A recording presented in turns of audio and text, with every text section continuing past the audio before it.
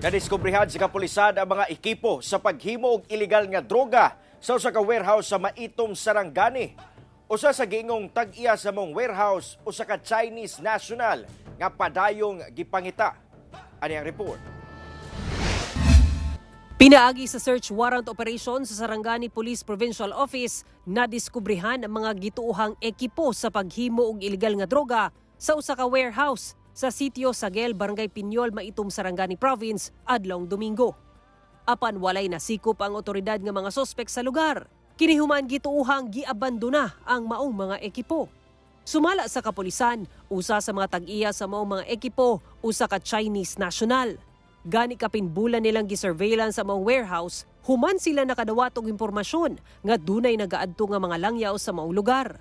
Wala sab matud pay business permit ang maong warehouse. Sa ilang pagsubay, gihinay-hinay matud pa ang pag-install sa mga ekipo tungod dihang gironda sa otoridad ang lugar, wala pa makabit ang mga electrical wire aron maka-operate ang machine.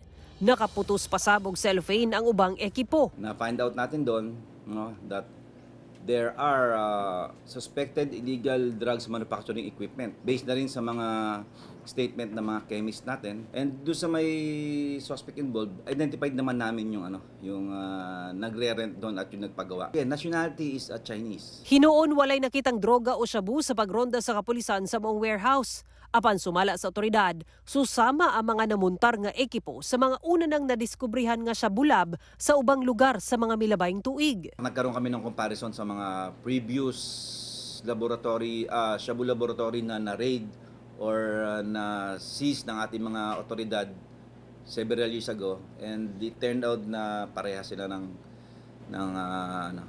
layout ng mga equipment. On the part of the PNP and PDEA, we believe na it can be talagang there's a plan to manufacture illegal drugs. Padayon ang pagmonitor karon sa kapulisan sa maong Chinese national nga nailhan na nila o gituhang nagtago. Apan wala una nila gibutyag ang ngalan niini.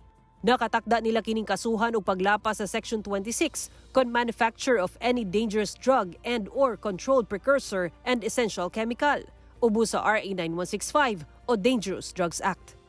Kauban si Gary Balantay ug Bong Vicencio sa kamera, ako si Sara Hilomen Velasco para sa One Mindanao.